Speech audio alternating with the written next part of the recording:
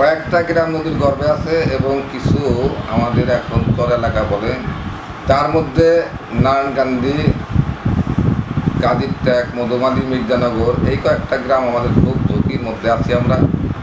এবং গরিবপুরের নিচে মির্জানগর যে এলাকাটা আছে সেই এলাকাটা নদীতে এখনও ভাঙতেছে।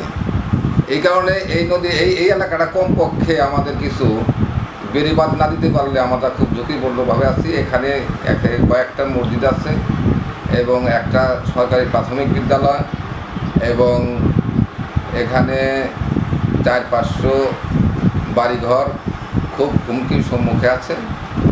এইগুলো যদি এই বছর বেড়িবাঁধ না দেওয়া হয় তাহলে এরা খুব হুমকির মধ্যে থাকবে।